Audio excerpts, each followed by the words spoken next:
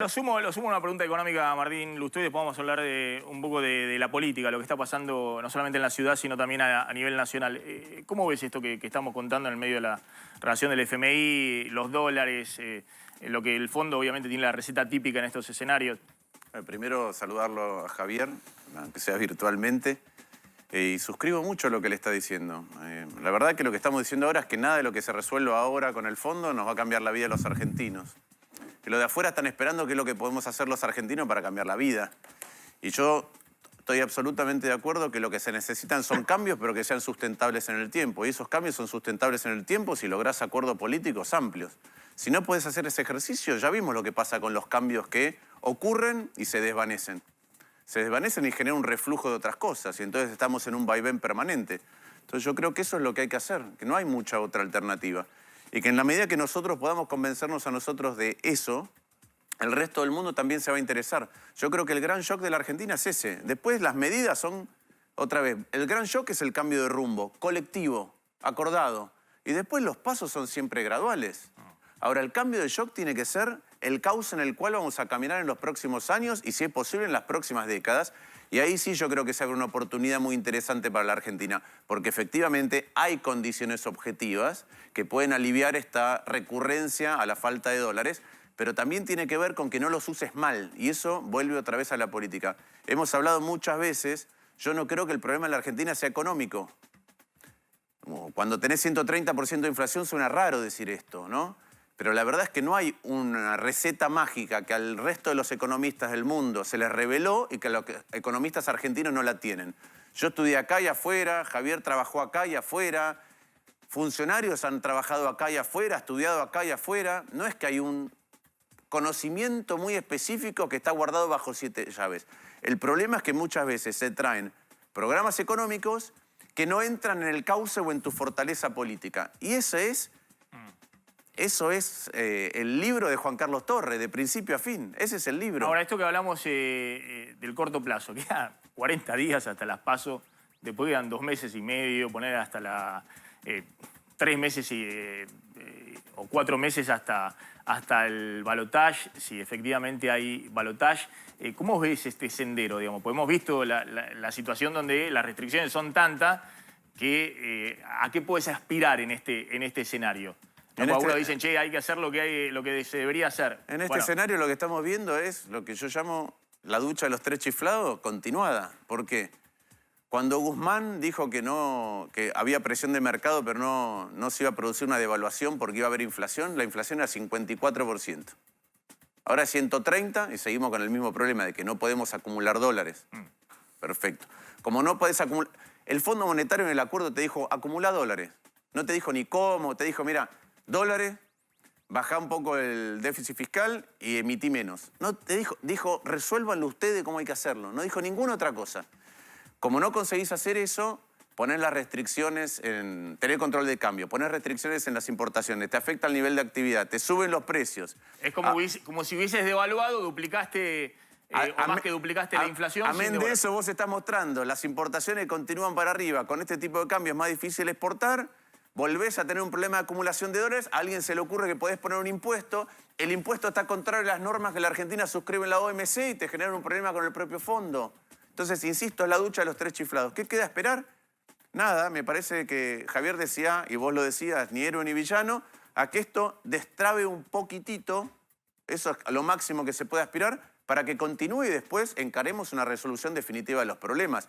El inconveniente adicional es que en otro país no habría un dilema o una contradicción, pero en la Argentina, en este contexto, tener un candidato a presidente que además es ministro de Economía genera contradicciones. Su agenda de corto plazo es opuesta a su agenda de mediano y largo plazo. Y eso genera un problema adicional que lo estás mostrando vos ahí.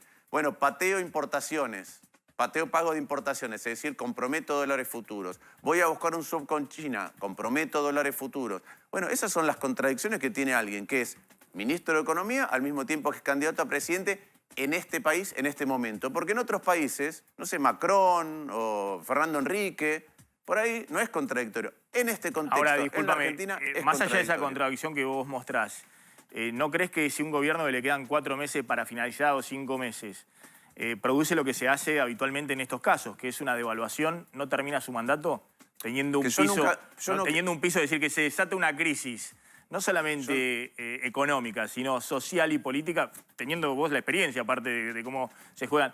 Es decir, que la dinámica de lo impensado, que ahí no estás hablando si le va a salir bien al oficialismo en la elección y demás, sino que no termina su mandato si se llega a comer una devaluación en este momento. Primero, yo estoy siempre en contra de las devaluaciones. ¿Por qué estoy siempre en contra de las devaluaciones? Son la causa del aumento de la pobreza y la desigualdad en la Argentina. Cuando vos tenés la misma torta que hace 50 años, pero por las crisis económicas cada vez la distribuís peor, la misma torta peor distribuida es más pobreza. Ahora, para no tener devaluaciones no tenés que atrasar el tipo de cambio. Porque si no, entras inevitablemente en una dinámica que ya sabemos cómo termina y genera un nuevo desgarro del tejido social en nuestro país, que viene desde hace mucho tiempo con esta dinámica. Entonces vos me preguntás, ¿yo quiero que haya una devaluación? No. Y además me parece que el momento de corregir las cosas no es en la debilidad y sin dólares. Ahora, este es un problema que generó este gobierno. Lo generó así. Lo fue acumulando cada vez más. Algo parecido le pasó a Macri. Algo parecido le pasó a Macri. Sí. Y algo parecido le pasó a Cristina en el 2011, cuando arrancamos con el cepo. A veces hay mejores maneras de corregir las cosas y postergar las decisiones postergar las decisiones cuando el problema es chiquito genera después un problema mucho más grande después. No, está bien, pero el punto era ese. Es obvio que así como el final de gobierno de Cristina fue responsabilidad de los años anteriores de Cristina, el final de gobierno de Macri fue responsabilidad de Macri y el final de este gobierno es responsabilidad de este gobierno, de nadie más. Lo que yo te preguntaba es, ¿qué harías distinto en estos 4 meses? No, yo lo que hago en estos 4 meses es construir una fuerza política o no en estos 4 meses, en todo este tiempo, que tenga un candidato a gobernador en Santa Fe, un candidato a intendente de Córdoba, un candidato en la Ciudad de Buenos Aires, para tener No, vos desde la oposición. Pero para tener correcto, pero digo desde el oficialismo, el margen de maniobra pero yo no es entre el abismo y tratar de mantener la situación hasta diciembre. Pero dos cosas. Primero, durante todo este tiempo hubo un montón de momentos y oportunidades distintas para actuar colectivamente, desde la pandemia en adelante. Un día el presidente lo abortó, eso, sacándole los fondos a la ciudad. Cualquier tipo de colaboración ahí se acabó. Se acabó, se terminó. Y empezamos cada vez más con tensiones, cuando originalmente se podría haber trabajado otra cosa. ¿A qué nos dedicamos? Cuando votamos los argentinos, pero en cualquier país del mundo se asignan responsabilidades. Cuando te votan y ganás, tenés la responsabilidad del Poder Ejecutivo. Cuando te votan y perdés, tenés la responsabilidad de la oposición, que es proponer, es debatir, es decir que no. Yo en todo este tiempo de hace muchos años vengo construyendo una fuerza política que conoce la Ciudad de Buenos Aires y que después las cosas que nosotros decimos se extendieron, la manera de cómo queremos abordar el Estado, a Santa Fe, a Córdoba, a La Pampa, a Entre Ríos. Esperamos un segundito, ahora vamos a hablar un poco de política. A ver, lo sumo a Martín Lustó, ¿no? Mucho se ha hablado un poco de los escenarios, de los balotajes y demás, y todos decían, bueno, si el gobierno va a un balotaje con Milei, Martín Lustó, Gerardo Morales, ese radicalismo jamás votaría a Milei en un balotaje. No te quiero poner eso porque me vas a contestar, obviamente, un político profesional. Pero, ¿qué estás viendo, digamos? Yo te contesto, vos sabés que yo siempre contesto lo que pienso. Recién escuchaba a Facundo. Me parece que todos esos análisis son análisis que son, para parafrasear otras críticas que se hacían en otro momento, son una planilla de Excel. Es decir, yo le saco voto a este, lastimándolo, esto que veía en el tuit, y entonces sube este y sube el otro. Es como que a la gente nada de eso la hace reaccionar. Podemos manipular hacia dónde va. Entonces las campañas transcurren o las acusaciones transcurren por cómo resto en lugar de cómo propongo algo distinto. Yo te digo, yo camino a la calle todos los días de hace mucho, mucho tiempo. Recientemente estoy notando de hace un tiempo esta parte que la gente quiere dar vuelta a la página. Quiere pasar de pantalla de videojuego, quiere salir de donde estamos. Entonces no veo que el cálculo aritmético de a quién le saco y a quién le pongo y dónde va tenga mucha influencia. Me parece mucho más importante ser capaces de transmitir hacia dónde querés ir. Por eso, digo, nosotros en la ciudad hicimos 121 propuestas y a medida que recorremos ves ciertas cosas. En algún barrio encontrás otra. Entonces, la verdad es que me parece que eso genera ganas de votar en positivo. Lo otro genera este análisis de, bueno, si a aquel le hice un daño, entonces se mueve el voto para allá y no sabemos eso, no lo sabemos. No sabemos hacia dónde se mueven los votos cuando vos pulsás A o B. Por eso lo que vale la pena es decir lo que uno quiere hacer. Pero Martín, vos no desconoces que hay sectores dentro de tu coalición de Juntos por el Cambio que todo el tiempo son guiños a Milei. Por lo menos eran guiños a Milei hasta que vino todo este escándalo de la compra de candidaturas y eso. El sector de Patricia Bullrich, el sector de Mauricio Macri, digamos. Entonces, hasta que se dieron cuenta que le llevaba los votos. Ese es el mejor. Hasta que se dieron cuenta que le llevaba los votos. Ese es el mejor ejemplo de lo que estoy diciendo. Lo piensan en el vacío, en abstracto, sin que la gente reaccione, dicen, me conviene hacer A.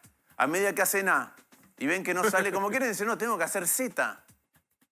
Es eso, es decir, cuando yo hago A, logro que la gente, el que iba a votar acá, lo lastimo y va para allá. O si lo inflo, viene y lastimo al otro que es mi rival. Y al final no pasa así. ¿Qué es lo que están diciendo ustedes ahora? No le pasa al gobierno cuando de alguna manera inflaba a Milei, no le pasó a ese sector que decía, porque ese sector en un momento tenía tanta afinidad que decían que después iban a trabajar juntos, ¿sí? O que, y lo decían también del lado de Milei, que podían converger en un espacio después de las elecciones, porque podían hacer una alianza en el Congreso, y hoy se ve que se están tensionando entre ellos. Entonces, al final, insisto, uno tiene que decir qué es lo que va a hacer, por dónde quiere que transcurra el país, o en mi caso la ciudad, o ambas cosas, a futuro. ¿Por qué? Porque el resto de las cosas son un experimento que después cuentan con algo que se llama personas que no reaccionan a lo que vos estás tratando de hacer para manipularlos. Martín, te hago una pregunta respecto a cómo se posiciona el arco político en la Argentina, ¿no? Uno tiene la impresión de que Larreta y Massa están buscando el centro político en sus propuestas, ¿no? Y que tienen, además de una amistad de no sé cuántos años, de 25 años, tienen también una concepción de cómo se construye política bastante similar. Y por otro lado, uno tiene la impresión de que Patricia Bullrich y Milei vienen con un discurso muy duro respecto a que hay que romper el status quo de la dinámica política de los últimos años. ¿Vos no considerás, digamos, que hay desde el punto de vista de cómo se ordena ideológicamente las propuestas en la Argentina, modelos bien distintos? El problema que tienen Patricia y Horacio Rodríguez Larreta es que forman parte de un mismo espacio, que después tienen que sumar los votos y terminar consolidándolos, ¿no? No, yo lo veo un poco diferente. No sé qué es lo que quiere Massa. No sé hacia dónde quiere ir. Si yo miro qué es la fórmula Massa-Rossi, es la continuidad de este gobierno. Es el jefe de gabinete y es el ministro de Economía. Entonces no veo que en el discurso ellos quieran hacer cambios acerca de cómo funcionan las cosas.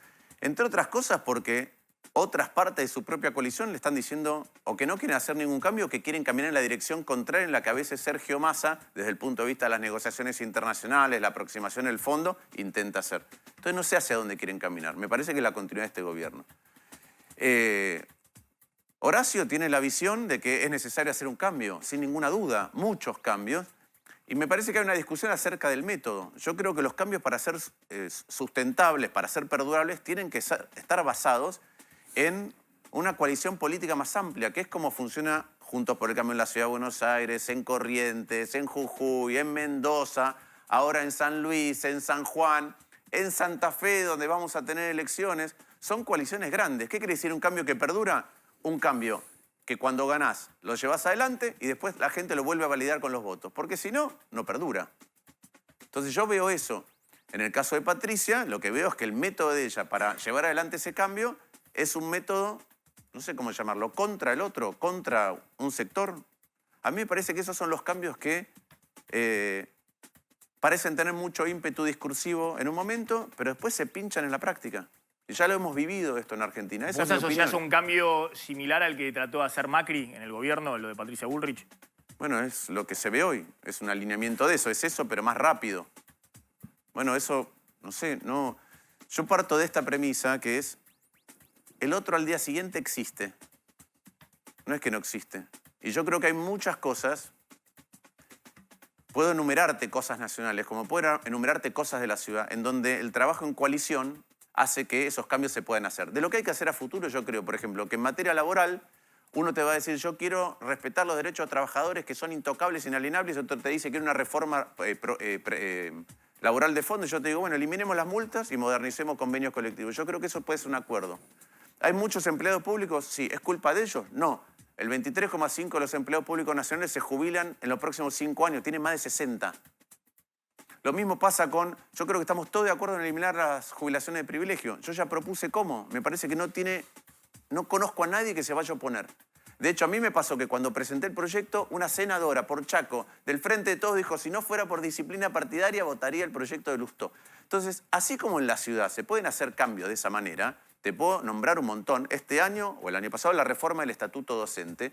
Esa es la manera en que los cambios se hacen y perduran. Esa es mi visión, que es un poco lo que explicaba Javier. De afuera no están diciendo que venga alguien y rompa todo, porque ya se enamoraron con que les dijeron que había habido un cambio cultural y a los 4 años ese cambio cultural no existía más.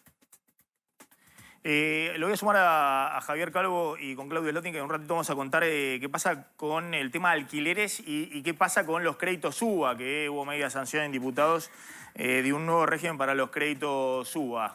Javier. Sí, yo le quería preguntar a Martín, en nombre de esto que vos mencionás, de la descripción que haces sobre el estilo de Patricia Bullrich, ¿cómo haces campaña si ella llega a ganar la PASO presidencial del 13 de agosto?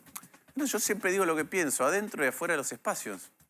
Y compito y armo espacios políticos grandes tratando de incidir en esa discusión. Entonces, si ella ganara, el equipo mío de economía le dirá, mira, a nosotros nos parece que esto es un problema, que esto puede tener contraindicaciones, que esto no va a ser una solución, que es lo que hago siempre. Lo he hecho adentro, en su momento con el propio presidente Macri. Entonces, esa es la manera en que nosotros tenemos de construir. ¿Por qué? Porque el que gana no siempre tiene razón. Lo que tiene es la validación de un liderazgo transitorio que la sociedad le dio una responsabilidad adicional al resto. Pero cuando uno cree en algo, no lo deja de creer porque pierde. Yo insisto, en el 2015 yo perdí, no me fui a ningún lugar y seguí trabajando para que las propuestas que hicimos nosotros entonces, que eran 32, se llevaran adelante. Se llevaron 28 adelante y nosotros no éramos gobierno. Recién en el 2019 convergimos en una coalición donde todos estamos en Juntos por el Cambio en la ciudad. Entonces, ¿qué voy a hacer yo? Yo voy a trabajar para que las cosas en las que creo se lleven adelante. Y por eso me parece bien ir a los temas concretos y no a enunciaciones o enunciados generales, porque si no, nos perdemos de cómo se hacen las cosas. Y en campaña esto pasa mucho. Yo lo escuché a Jorge Macri ahora decir que hay que hacer el Sarmiento en viaducto. No se puede hacer el Sarmiento en viaducto. Cualquiera que conoce Flores, ¿sí?, sabe que hay un momento cuando vos, primero, le vas a hacer un monstruo por encima, pero además, cuando te topás con la Perito Moreno, hay otro viaducto, que es el de la autopista.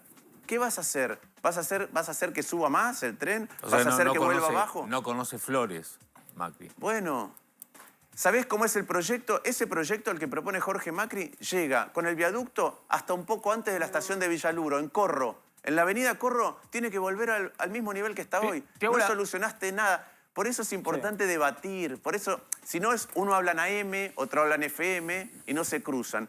Se propone algo y yo te digo, a ver, eso que estás proponiendo vos está mal. Déjame que te explique por qué. Y entonces la sociedad lo puede saber.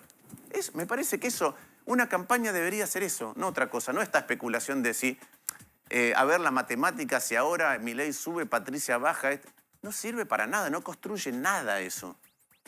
Te hago la última respecto a cómo se posiciona Juntos por el Cambio, donde hay verdaderamente diferencias, yo diría, ideológicas importantes. Vos dirás, en el peronismo también.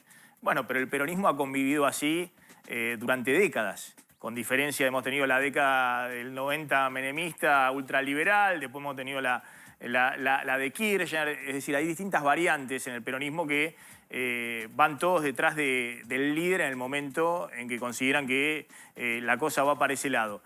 En Juntos por el Cambio, si ganara Macri la ciudad y Patricia Bullrich a nivel nacional, ¿vos te sentirías parte de ese proyecto? Como acabo de decir, yo tengo un compromiso para que las cosas en las que creo pasen. Lo tuve cuando perdí, lo tengo cuando gano y lo tengo cuando pierdo. Porque hay cosas en las que creo que no dependen de si el momento, no el momento, si la sociedad, si la encuesta. Son las cosas en las que creo. Antes hablaba de cuando Milei era moda y cuando no. Yo siempre dije lo mismo. y voy a seguir diciendo las cosas en las que creo y voy a hacer propuestas que se puedan llevar adelante. No propuestas que suenen a generalidades que parecen bien, ni propuestas que suenan lindas, pero después de la gestión no se pueden llevar adelante. Parte de la mirada más amplia, parte de salir de la mirada de una parte de un partido e ir a una coalición, es que todos sabemos que de adentro las cosas son más difíciles. Entonces hay que respetar al que está adentro porque ve restricciones cotidianas que vos no ves. Pero el que está afuera aporta una visión que te hace salir de mirar de la misma manera y de seguir en la inercia, y entonces te puede permitir darle un impulso diferente a la gestión. Eso es lo que creo. Yo creo en las coaliciones más en este mundo de hoy. Creo en nuestra coalición, en Juntos por el Cambio, y creo en decir siempre lo que pienso. Y te hago la última respecto a la economía. Justo está sentado acá un empresario pyme. Venimos trayendo, digamos, ¿no? Empresarios pymes a los cuales le va bien, a otros que les va mal. Pero para mostrar un poquito la realidad, ¿no? Distinta, que son los que generan empleo cercanos de trabajadores a los cuales a todos les va mal. Porque todos los trabajadores en blanco, informales y demás, vienen 5 años perdiendo frente a la inflación, con un derrumbe de poder de compra ininterrumpido. Pero bueno, los empresarios lo que narran es, más allá de los que le va bien o los que tienen dificultades porque no tienen insumo, porque tienen problemas, que tienen que estar, que hay nivel de actividad, ¿no? Que la cosa está funcionando desde el punto de vista del nivel de actividad. Que el peor escenario sería si te quedás con una inflación elevada y te vas a una recesión. Déjame 2 segundos que estamos, de hecho, con... disculpame un segundito, estoy buscando tu nombre. Acá Fernando de la Peña. Fernando de la Peña. Gracias, Fernando, por estar. Vos sos... ¿en qué rubro estás y qué empresa tenés? Bueno, buenas noches. Sí. Gracias por la invitación. Sí. Estamos en el rubro de industria alimenticia. Sí. La empresa se llama Ches Momo. Sí. CHEZMOMO. Hacemos productos de pastelería, sin azúcar, sin gluten, bajos en carbohidratos, para un nicho de mercado puntual y bueno, diferentes canales que son... ¿Y cuántos empleados tenés vos? En este momento trabajo a casi 15 personas. Entre personas propias y terciarizadas. ¿Y tenés nivel de actividad, más allá de lo difícil que es convivir con 130, sí, 140% de inflación? Las complicaciones las tenemos todos, creo. Estamos viviendo un momento bastante complejo, sobre todo en el tema de importación. Bueno, todos temas ya conocidos, que vienen hablando en el programa. A pesar de todo, o sea, la realidad es que la actividad está. O sea, nosotros estamos creciendo en este contexto. O sea, crecimos un 20% de lo que fue el año pasado hacia la misma etapa del año. O sea, hay movimiento, quizás estamos en un nicho y en un producto como tal que es bastante novedoso, que no hay tanta competencia y es premium, y tenemos una posibilidad de quizás poca competencia en lo que hacemos y bueno, y eso hace que sigamos creciendo. Ahora seguimos hablando. Eso te quería preguntar respecto hacia adelante, ¿no? Todos los economistas vemos y decimos, obviamente acá hay que hacer ajustes evidentes en la economía. El más evidente es lo que te pasa con el tipo de cambio oficial, con las tarifas, con otros precios tan atrasados. Tenés que hacer un ajuste eficaz porque no tenés cómo financiarlo. Ahora, hay una discusión fuerte en la oposición, cómo se hace hacia adelante sin generar un proceso recesivo que genere una tensión social insostenible para el próximo gobierno. A ver, primero, eso es parte del contraste que yo decía en cómo yo veo la economía, cómo mi equipo, nuestros equipos ven la economía y cómo lo ven otros equipos dentro de Juntos por el Cambio. Es decir, hay una discusión fuerte en la oposición. No sé si una discusión fuerte. Yo digo, ordenar el futuro en lo que recién decía, en la política energética, en los subsidios, en el sistema previsional, en las jubilaciones de privilegio, en el empleo público, en las normas laborales. Yo te puedo decir cuál es el sendero y vos ver que una vez que la norma está establecida, eso va teniendo impacto paulatino. Y eso para mí genera un shock de expectativas que no es las inversiones de afuera, la lluvia de dólares, los brotes verdes. Mirá, la Argentina ordenó su discusión política frente a todos aquellos que pensaban que no, en temas muy grandes. Yo creo que eso cambia mucho la expectativa. Tanto que me parece que es reactivante, ¿sí? Después hay ciertas cosas que sí tenés que hacer al principio. Pero eso para mí es el grueso. Y eso modifica eso y un orden macroeconómico que empieza a ser previsible, le cambia mucho la vida al que está desarrollando su negocio. Yo no le quiero preguntar a Fernando cuánto tiempo del día dedica desde la administración tributaria hasta readecuación de costos, al problema financiero, porque es enorme, enorme. Y él, como decía, está en un rubro que como es un rubro relativamente nuevo en la Argentina, puede crecer, pero otros no. ¿Por qué? Porque están compitiendo por un mercado que ya está establecido. Y cuando vos vas a ese mercado, hoy, la incertidumbre de precios genera dos cosas. Nosotros no sabemos cuánto van a costar las cosas. Pero el otro día, ¿dónde fue? En el Bajo Flores, en un comercio me dijo que vende artículos de limpieza. Me dijo, si viene alguien y me compra, en lugar de un bidón de lavandina, me compra 7 o 10, empiezo a pensar que no le tengo que vender. Porque no sé cuál es el precio. Y para después ir a comprar los bidones y reponerlos. Chiste. Si me compran uno no pasa nada, pero si me quieren comprar más cantidad, hasta pienso que le tengo que vender más caro. Imagínate eso. Viene alguien y te dice, te quiero comprar más, y empieza a sospechar que en realidad le tiene que vender más caro. Ese es el dislate que es la economía argentina. Martín Lustó, gracias. Gracias. Muy amable como siempre.